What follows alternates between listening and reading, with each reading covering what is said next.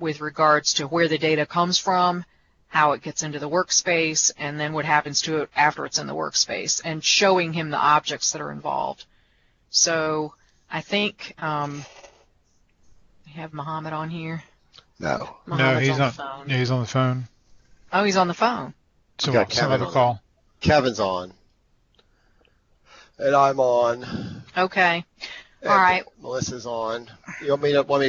Well, why don't you go ahead and drive since Mohammed's on All right. Let me another call. Let me drive. I don't know where I'm going, but I'm driving. Well, go to the employee record first, and let's talk about staff reporting, and then we can talk about financial reporting, generally where the data comes from. All right. And Okay. generally, the staff reporting data is going to be the same on both the HR card and the payroll card. It won't make any difference. It's the same record, and I think they're both going to exist in both places. And anyway, let me just get into I'll get into Melissa today. Melissa, I'm on to you. Yeah, for the most part, each state, if they have what we call an assignment record, right now we have one in Texas, we have one in Pennsylvania, we have one in Ohio. Do we have one in North Carolina? I don't know if we have an assignment record. Yeah, and so where this button says assignments, that will click in and open up a particular table and page. So we actually have found very little, close but no cigar, in the sense that it just seems to be different between state to state to state. So we ended up creating a separate table and page, and then based on the company information setting as to what state you're in, based on this field called state reporting, we then show or hide. So if you're in Virginia, for instance, which doesn't have anything like this, at least I don't think it does. Yeah, you wouldn't see assignments over there. No, that in row the would be details. gone, as well as in this area too, which I got to find it here. There it is right there, assignments. So those are assignments in Pennsylvania, because I'm in a Pennsylvania test company. So the assignments are used to really tell the state where you have these people working from data elements that mean something to the state. Doesn't mean much to us, it means more to the state. Generally speaking, this is an absolutely thing that districts don't care about. They only do it to satisfy the state. I don't find that they use it for anything else except satisfying the state. They don't seem to use it operationally is what I'm saying. We have the assignments disconnected from the jobs, and we had that conversation earlier today, but Bill, you weren't on the phone.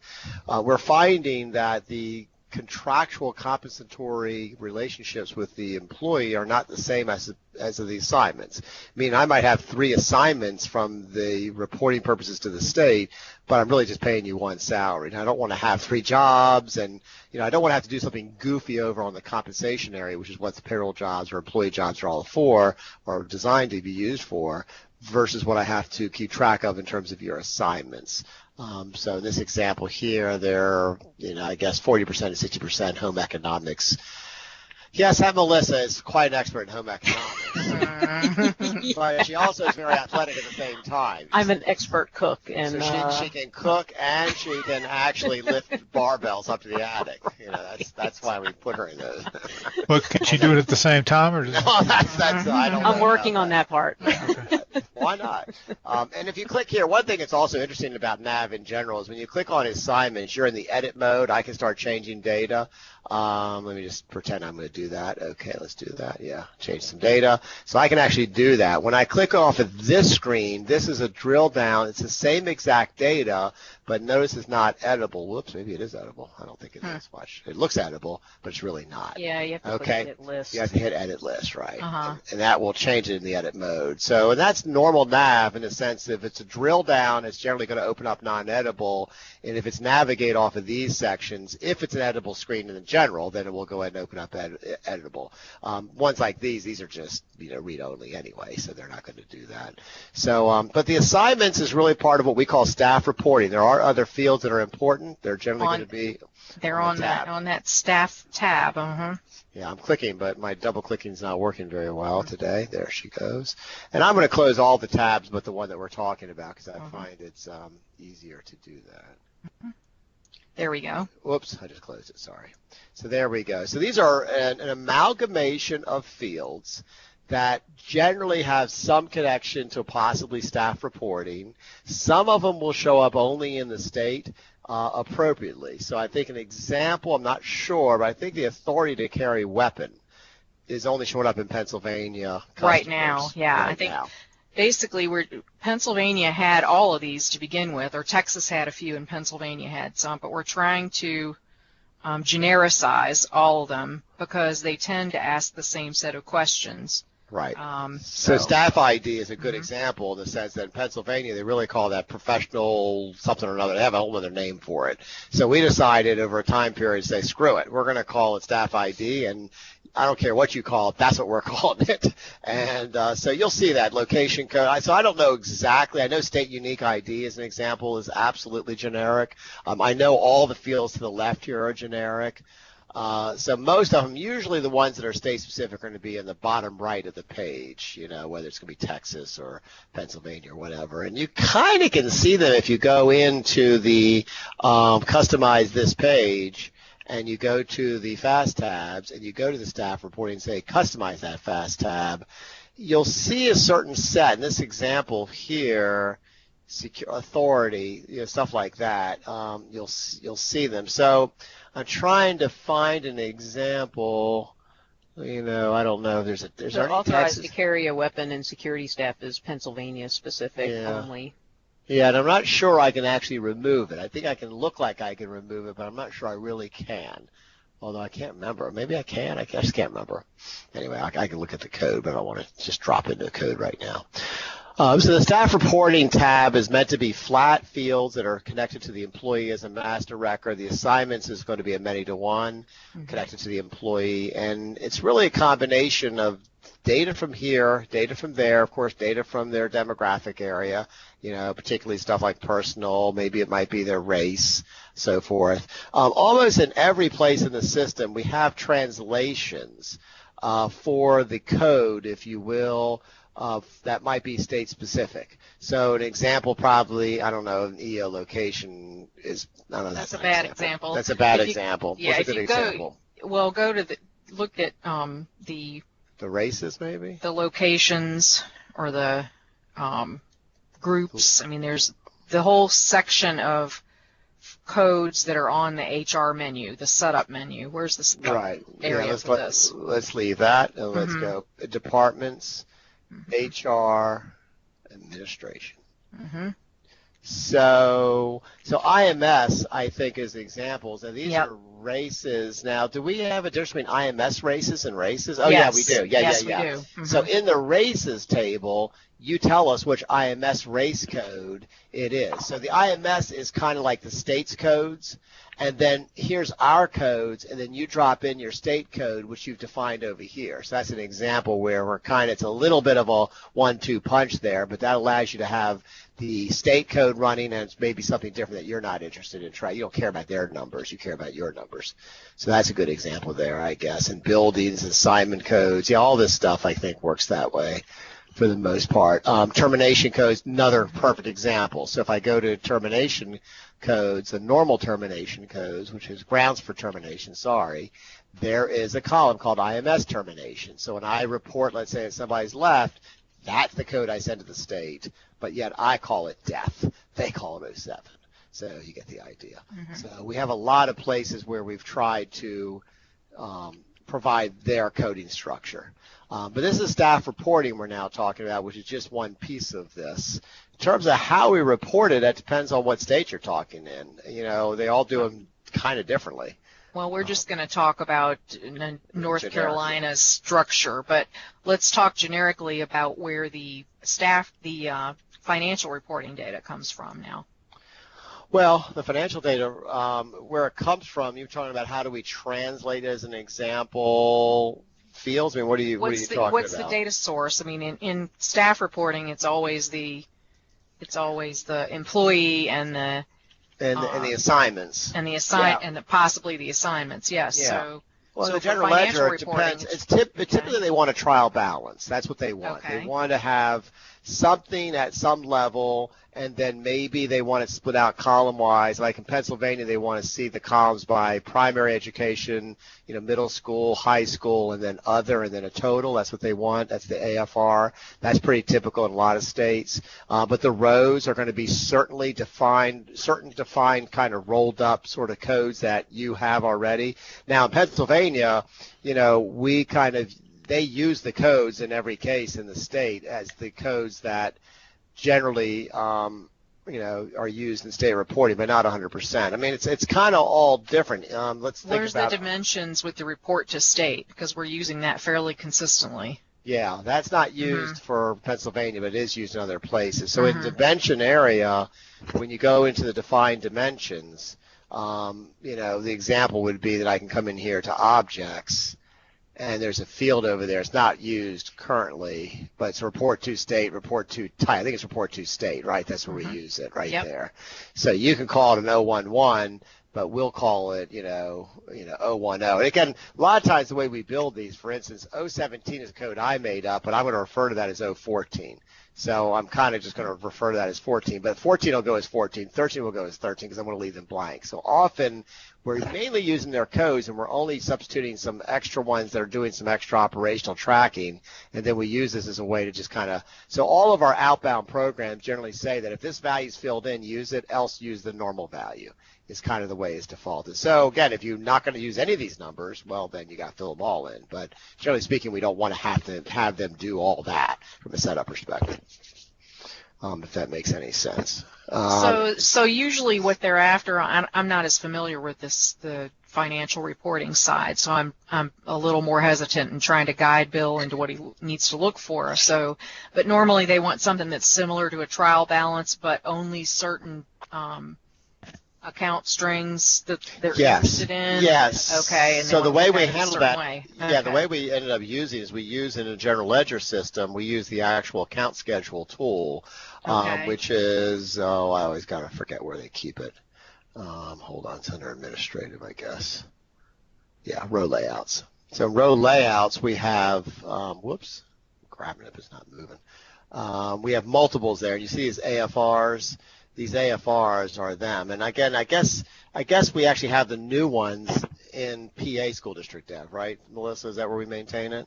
Yes. Yeah. So if I actually switch companies or switch, if I go to PA School District Dev, that's actually our really truly supported PA School District Dev. ZZ School District Dev is blow it up and see what the hell happens. It's just crazy. It's a free for all. So, all right, so let's go to row layouts. Yeah, so the 1314 expense, we actually get from the state the new settings, and we then update all this, and I just can't remember if all the columns are showing right now. There's a lot of columns, but that doesn't quite look right to me. Oh, object code totaling. Yeah. Let me just bring that closer. Object code totaling. I'm just going to move it up. You don't see me doing this, but I'm just going to kind of get it closer up on the screen. Okay. So what we've done is descriptively, when we output the file, they actually want us to put a 100 there in this example. They want us to total up all the functions, which is our chart of account value of 1100 through 1199, in which object codes are 100 to 199. They want us to call that 100. And then 210. They give us actually just literally an appendix each year that says how this all works. And all they're doing is swiveling between the function and object. And that's generally what most states want, is function objects. North Carolina maybe being a little bit of an exception, but most states, that's what they're really managing their funds at the function level and at the object level. Usually the buildings and things like that aren't really part of the process. Now we do slice this column-wise, just so you know. So the actual columns of dollars are, again, childhood or elementary school, middle school, high school, other, I think, and so forth. And so that's in the column layout. That's just the row layouts. So you can see there's just a bunch of them out there, and every year we go in and we just copy one to the next. So we hit the copy, which, by the way, I just added the copy button. But this is how Pennsylvania's is set up. Oops. Nobody knows. We don't have an account schedule for North Carolina, for example. Is that's true? I don't know what we do. Oh, North Carolina. Let me explain North Carolina in a second, but I'm writing a note because Melissa saw that and she started laughing. Yeah. So is that an open work order, Melissa? I don't think it is. I think that's 107. So that's a bug you need to give me, okay? Need a new bug work order. And I have the spreadsheet open now to give him this other work order he wants. So yeah, copy base amount. That just, Bill, just so you know, we just recently did a thing where we're going to create that, and I copied the copy, if you will, from another area of the system. So actually, Melissa knows immediately where I copied it from. Yeah, I can tell too. Yeah. So the caption, so I changed the object name, but the caption I forgot to change and missed that. So the problem is that's obviously a flaw that we will not accept. But the procedure is that, each year they can copy to the next one, 14, 15, and get the book and just edit those. You know what I mean? Let's see, it's still wrong here. Oh yeah, of course, still wrong. Anyway, all right. But in terms of North Carolina is completely different, right? I mean, North Carolina, you have to send them all of the payroll transactions at the check level and AP transactions at the check level, and then you send them a complete trial balance, including all of the components of the account string, is what you do. That's called the MFR, or MFM, or MFR. MFR, that's right. MFR, you're right. Right. And in does Ohio use an account schedule to drive their financial reporting? No, it's actually a general ledger view. Workspace, right? Isn't it? It's a general ledger view. So if you actually go to North Carolina State Reporting and you go to reporting, and we have, and I know it's going to open up on the wrong screen because I normally have my Windows client on the other screen. Right here, these are filled in. Mm-hmm. So that's how it knows the views for expenditures, receipts, and cash. Okay. So then that gives it all the comment, because cash is done, I can't remember how. I think it's done by just the fund and special cost center. This one's done by all the different components except the receipt code. This is the receipt code and special cost center in the fund or something like that. I can't remember. It's basically just a different way of producing a sort of a trial balance. They're all looking for the same thing. The question is, when you're looking at the requirements, what are the requirements? Right. How do we maintain the data? Because if it's this simple, in North Carolina, in Ohio, they're saying just, hey, when I do cash or when I do expenditures, just take everything you have for every uniqueness of the combination of these components and then give me the debits and credits. That's what they say. Pennsylvania says, oh, no. You have to combine all these and put that on this row and all these on that row. You see, when you get that kind of thing, you go, well, there's no way to really manage that except an account schedule, because that's the only place that you can actually put in something that's that customized in terms of rolling data up together, So it really depends on whether they just want your data kind of just it can kind of create its own output, or whether it really needs to be kind of told and hand-fed, right? Yeah, and we don't even have an official state reporting module for Virginia, but, I mean, the way their spreadsheet worked was it looked to me like it was just going to be an account schedule, because you were accumulating certain totals from certain account strings into certain buckets that they wanted filled in on their spreadsheet. So yeah. I mean, about all I would do, because again, with the account schedule tool, once you have the account schedule tool running, you can get the column layout running. You can pick some dates. It'll open up an overview, and then you can just simply put that into Excel. Are you going to do a training on that one for your? I'm sure. Ohio people? I hope so. Yeah, I'd love to do that training. Right now, that's something I've never worked with either. So yeah, I'm happy to. Right now, they're tentatively. I put on the calendar for next time earnings code design, kind of from a payroll control perspective, earnings codes.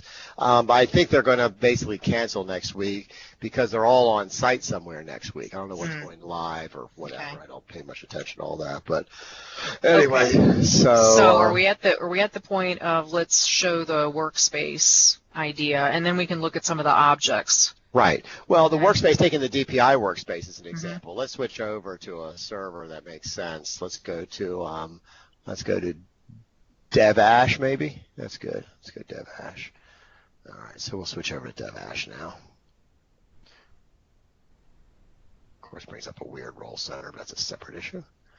All right, North Carolina. All right, so DPI. So DPI, of course, what is DPI? Nobody understands what DPI is. Well, that's Department of Public Instruction. Well, the name of it really should have been called UERS, Right. Universal, blah, blah, blah. That's DPI has lots of reporting requirements, Yeah. but this is their UERS, their state reporting. Yeah, and I would very much be fine if you change that. I have no problem with that at all. Okay. I'm not sure we ever need a work order because, you know what, we can't can't track it anyway. All right, so in the workspace, this is an example of a workspace with multi-record types. What actually it really is it's going to be 4 separate pages, and what this selector is doing is basically showing and hiding the different pages. So what's happening is that when it comes to the blank option, it's hidden all 4 pages. When I click on this, it just shows page A, and then this shows page B. And we had a problem. There was other ways to do this, but when we got to this newer version of Nav, this seemed to be the cleanest UI element to do this, and we had multi-record types. The record types don't swim together. There's no place where you ever want that all together to see them all. And so really what it really is, and the way that we structure the workspaces generally is that we have one large record. We call it, DPI, I don't know, processing line table or whatever it's called. And it's actually, we're using it for all 4 record types. We obviously have a field in there distinguishing record type A to record type B. And so really the pages, it is 4 pages. They're all bound to that same table with just record type 1, 2, 3, and 4. And again, all we're doing is turning the page on and off. That gives us the ability to change the columns interactively. So notice these columns are here on AP, but in the CS, it completely changes to, oh, it's closed. Sometimes it does that. It's a completely different set of columns. If I go to payroll, it should be a completely different set of columns. So there's really no way in this Windows client you can't change the columns interactively on a same page. You can make a decision to show or hide them once the page opens, but once it's open, you don't get any more second work. You don't get to change it interactively in that session. So the way to sort of handle this and the way that we're doing here to have different columns for different sets is to use multiple pages and just show and hide them based on that selector thing at the top. So that's something that I think Mohammed figured out one day, or I can't even remember, but we've been using that concept pretty ever since. But we expect that Bill will come up with a list of different records that we need to report for Maryland. Yeah, well, maybe not. Again, it just depends. I mean, again, we just don't know what is going to come up. But again, the concept of a workspace is that we need a place to go out and let the user, whoever's the person in charge of reporting this data to the state, to be able to really see what we think we're going to send to the state and possibly, knock on wood, allow them even to edit it or maybe even insert a record into the workspace before it makes its way over to the state. Sometimes there's just, for different reasons, things that have to happen past processing payroll or past processing general ledger, whatever the case may be, before it actually goes over to the state. So that's why we have the workspace. So for verification purposes, this whole error tracking, she's getting an error here. Actually, she's getting no errors. If I do a test, then I guess it goes through the test. And I don't know if there are any errors. I think there would have been. If there had been errors, we would have seen it. Oh, yeah, the error count right there. So at that point, so an example, what we're doing is that you clear this, you load it. So I'll just kind of clear it. Goodbye, data. Deleting data from workspace, not great. I'd probably have a scroll bar there, going across. So, because I can't tell what kind of progress this is making. Don't like that. So I probably would have preferred a scroll bar. Load, you pick what month you want. So I'll just I'll go back to September. I have no idea where the data is in this database. There's no data in there for... Well, there's plenty of data. Well, this is Ash's restored as of just a few days ago. No, it's not. Ash hasn't been restored since April. Well, I just brought in September data. Are you sure about that? In Dev? Yeah, baby. Yeah. So have they written over all of my testing data? Who did that? Don't look at me. I have nothing to do with this. Thank God I have nothing to do with this. Yeah. Bill? Not me, man. Not me, man. Okay. I don't know either. This is now this is not North Carolina School District Dev. This is Ash. Ash, is that what you're talking about as well? Yes. Okay. Well, then you got somebody to talk to. But anyway, so this loads, so you would load it. Now this is loading data. When it loads all 4 types simultaneously. And again, in North Carolina, it's really complicated because, you know, AP, this is detailed, and this is a summary of these 2 basically. And then this is the trial balance. Here's a trial balance. Whoops, gotta open it up. So it's basically the entire account string with a month-to-date balance, year-to-date balance, and encumbrance balance. That's all it is. It's pretty straightforward. And you can test it. And you can edit it. Oh, God, edit.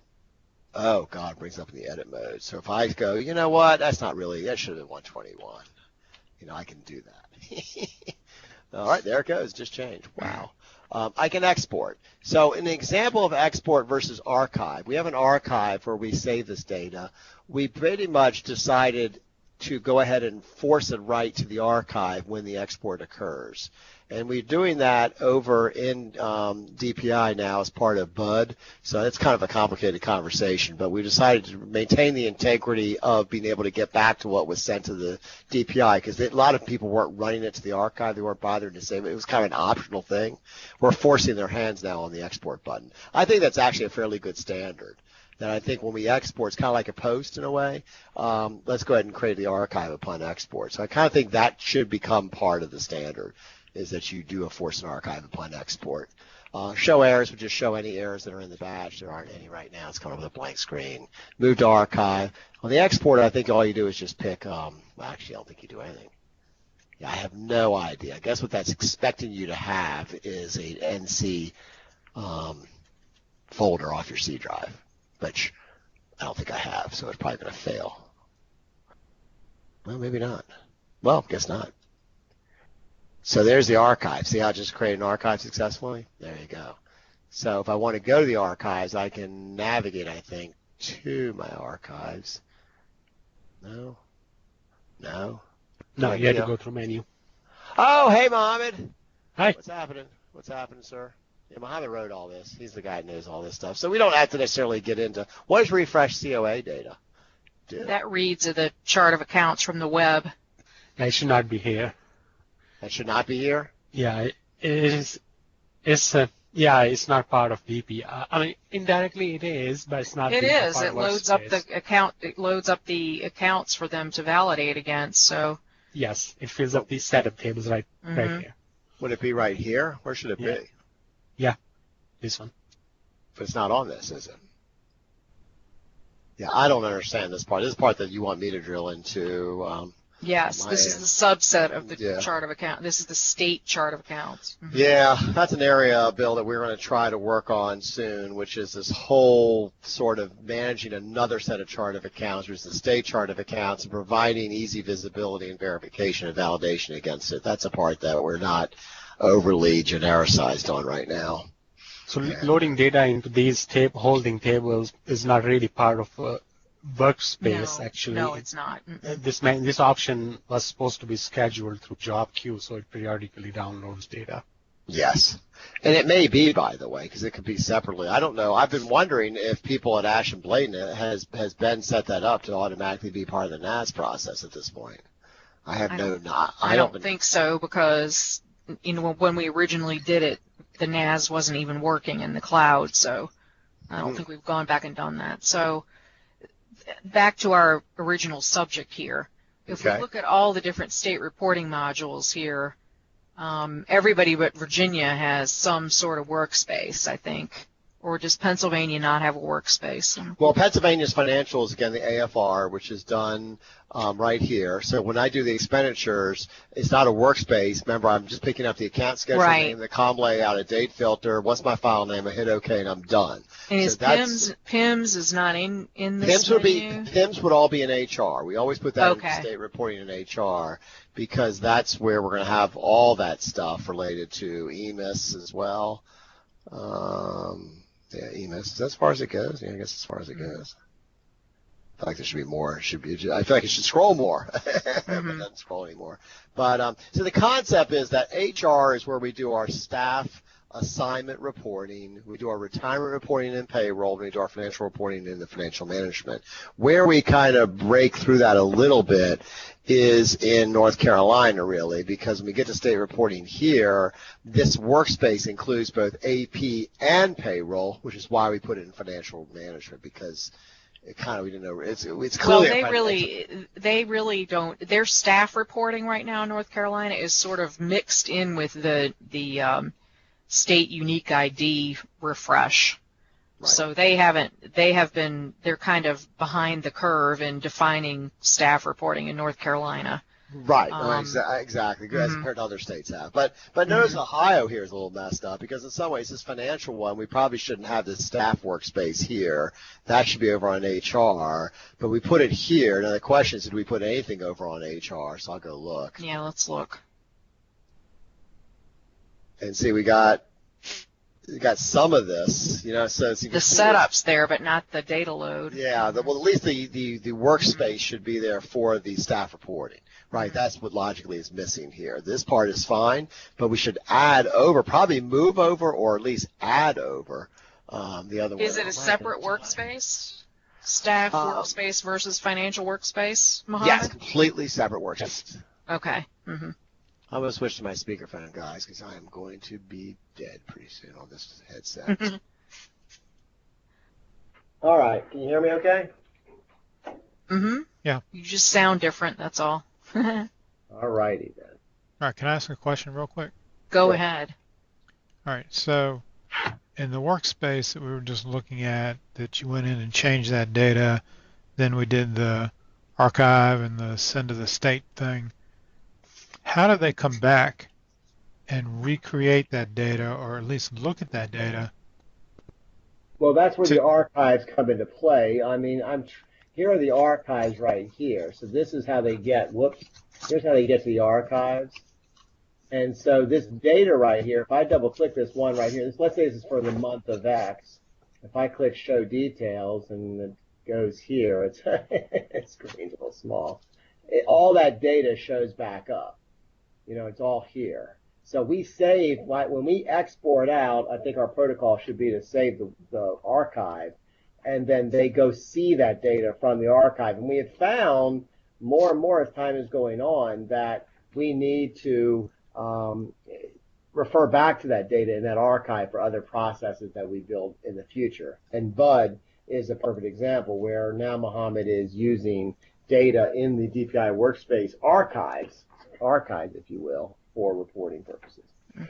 Okay, so I guess really to me, the big question I have is, you have this manual process where they're creating or correcting data. I just wonder where the control is. There's no control. We really don't want to have them do that at all anywhere, but there's occasionally a time where it's kind of, I don't know how you even relate it to. I understand that sometimes something screws up and you got to make a fix, and that's really the only time they should be doing that. Right. I mean, I guess an example might be, if I go and edit on this one, Dustin Farmer, I could say, let me go ahead and filter for that value and go over to Dustin and go, it really wasn't 22 days. And I know later on I discovered that it was processed and it should have been 20 days or something. I mean, I don't even know. I mean, the person, at least in the URS world, the person to talk to that's in our organization who will best explain when those situations might occur and why they occur, which I think is a great question, is Allie. I mean, Allie is by far way beyond any of us on this call. Maybe Debbie, you're number 2. Yeah, it's almost always data setup that was wrong at the time that the payroll ledger entry was created, and it's not something that really affects the paycheck. It's just some other silly thing that the state wants to know that gets out of whack. And the only person who would really know that was wrong is either Allie or me by eyeballing it, or Mohammed's data editing routine, his test routine in here, which was coded according to the little bit of business rules that we could figure out for North Carolina. Another example of this logic of needing to change something or knowing what needs to be changed is in the Ohio workspaces right now that Holly is working on trying to get finally completed for that state.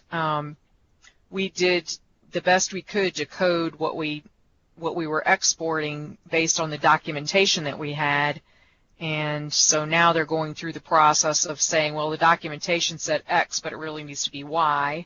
Those corrections are going in, and so during the periods that they're trying to report that where we're still doing X because the spec said to do X, but the state really wanted Y and nobody knew that until we submitted, those kinds of corrections need to happen. So I think that it's more along the lines of you don't know what you don't know, and so until we get a bug fix in, they're correcting things. There is one or two scenarios in North Carolina where I know that they routinely inserted rows. It was something that happened during the summer that was a special pay situation where they routinely were doing that in our old system even. So I don't know what that was. We'd have to ask Allie about that. But Andrew's right. The normal order of business would be that those records shouldn't have to be manipulated. You know, we should be exporting exactly what it is into the workspace that needs to be reported, and our validations should catch anything that might be out of whack. Right. And it does most of the time. Mm-hmm. It's a pretty rare case, but there are some, as she says, some exceptions. Well, and we don't even have the test routine written for Ohio yet. That's still in a work order that we haven't completed. So if you push the test button for Ohio, it doesn't do anything right now. It come back and say you're 100% accurate. So we did it all right, which of course we didn't even check. So. Yeah, and so, yeah, I mean, every state's a little bit different. They have different concepts. And one thing I think is universal is that most states, when you report both staff and financials, it's 1 to 2 times a year. That's it. And so the only one that really breaks the bank on that is this DPI or URS one, which these workspaces are done monthly. But the only other example of that I think is typically monthly is the when you get into the payroll areas. When I get to the payroll area state reporting, I get into a bunch of retirement stuff, and that retirement stuff, that usually is going to be monthly. And that's we're not even talking about that today, though, because we've already done the Maryland retirement reporting. And there it is right there. It's a workspace. And we've done the new hire reporting. So what we're talking about is the financial reporting and the staff reporting. Gotcha. We still have undefined and need to do. But do we have the actual manuals and specs and example files and all that normal stuff? Yep. That's what Linda has been collecting, all that information. We've dumped it into our folder in their development. Right. So we have to decide which one is it close to, because typically they're cousins to each other.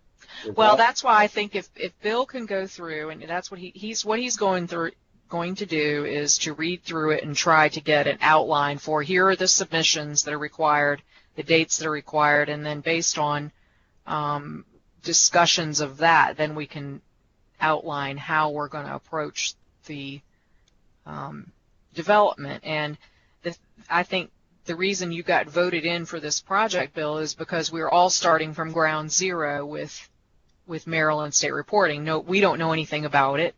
You don't know anything about it, so this is a good one for you to do, and we can train you up on our methods while nobody's really repeating anything. We're all starting from scratch there, so. It's this company right here that you should be in. This is the one that you should be discovering with ND Easter. This is an Eastern Shore, Maryland district, and that's the guy that you want to focus on, the way their chart of accounts are designed and so forth. And part of the biggest problem that I find in doing any of this, particularly when you get to the financial side, is this client set up really correctly? Meaning that, is this client so bizarre, and in every other district in Virginia would be kind of going a different way. I hate to build something on one client's setups, if you know what I'm saying. I do. Yeah, he did. He asked that question in the first place, which was, does this customer really know what it is that we need? Yeah, and let's see what And so the good news on all the reporting stuff is that I did find a spreadsheet that was submitted by one of the ladies at this customer that listed every single report they do, local, state, and federal. And so I showed it to Linda, and she said that she would take a look through it, and kind of, tick off the ones that she knows, are standard in our package, and the rest of them we can take a look. Obviously, the state ones are the ones that we probably don't have an exact match for, but I'm fairly sure all the federal stuff is going to match, and the local stuff is going to be a matter of sitting down with the customer and saying, okay, here's what our system does. Does it satisfy 7 out of 8 of these things? And if they say yes, then that's at least one we have to work on. So, but she said she'd take a look at that for me and kind of go through it, since it'll be a lot faster for her to just kind of go down through that list and check them off and say okay, and just the ones that aren't okay, kind of leaves me a much shorter list to tackle. And then we can pick apart the whatever state reporting we need to do for staff. Right. Yeah. The state financial. reporting. The state reporting. Yeah. There's a big old manual for staff reporting and a big old manual for the AFR. I can get. And the good news is that's from the state. Okay. So, Good. Going through that, because I found the same things on the state website, because I went to look to be sure we had the most current, and we did not have the most current financial manual, but I've downloaded it and put it out there. Great. So it's just a matter of going through that, and since it's from the state, it ought to be the thing. So. Well, that sounds easy in the abstract. Easy in the abstract. So here's what. I mean, look at this chart of account, by the way. I mean, That's a crazy account code there. I mean, that looks like a grid or something. It's ridiculous. Yeah. That looks like a kid's social security number they're trying to match down to a dollar. Numbers from the Matrix, really, I think. exactly. The Matrix, that's right. Just notice the funds first, and then they're putting the program second, then the chart of account, then this thing, which is coming from where? That's the responsibility code. Then it's probably everything is probably just down this line here. Yeah. Look at the foreign language. I mean, seriously? That's foreign language. 12. Oh, you could not come up with something a little shorter to describe foreign language. It's just like, really? So then the other side is they have this other table they're using, which is ASNs, which are these what I call superfoods. They can type into the food characters, and they bring in a bunch of other stuff. So these guys, and Linda and I's take is they were trying to mix local codes, their own codes, if you will, and state codes all together and trying to keep everything kind of. They kind of want to give up either. They really should have just gone on to the state system, but they kind of resisted it. And so they're kind of coming up with an amalgamation here. And so I just think we have to think about how we end up. So anyway, I'm happy, Bill, later on, once you get a sense of this, to sort of, help guide you a little bit, because this is a little tricky. I think we need to guide the customer and say, hey, why don't you just ease on over to the state numbering system and trust me when I say we've had about 1,000 hours of conversation about that. And Melissa will tell you how frustrating that has been. Yeah. We've been there, done that. They didn't want to hear it. So they're too ingrained in their way. So copies sell. If I go to the General Ledger and do a journal entry, I guess you've done